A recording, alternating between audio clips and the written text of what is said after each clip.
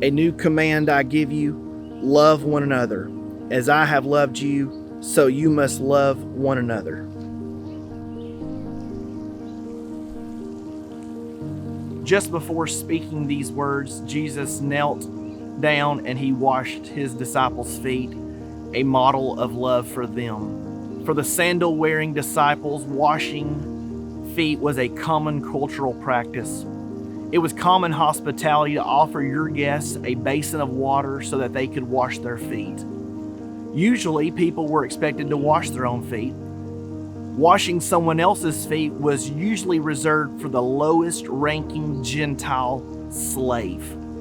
If a household did not have a slave in their household, each person was expected to wash their own feet. Yet Jesus willfully dropped to his knees as a sign of the lowest slave to wash his disciples' feet.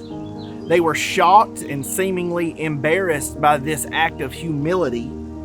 This was the creator of the universe on his knees washing the dirt off the calloused feet of the disciples. The meaning of this foot washing was not immediately evident to the disciples.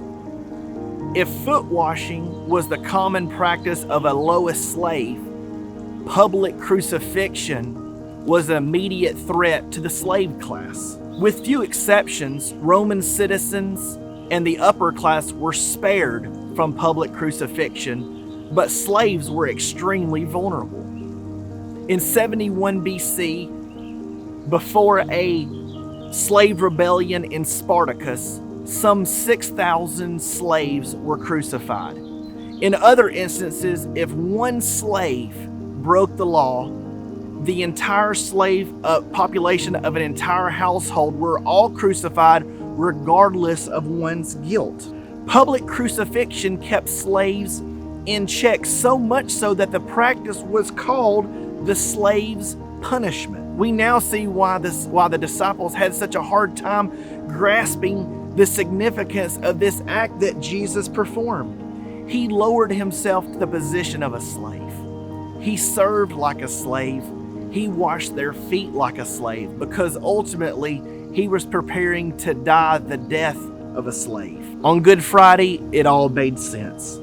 Then they would look back and understand the act of deep humility in the cross that brought us once and for all, head to toe, cleansing from our sin. The Lord's Supper next week on You've Got This.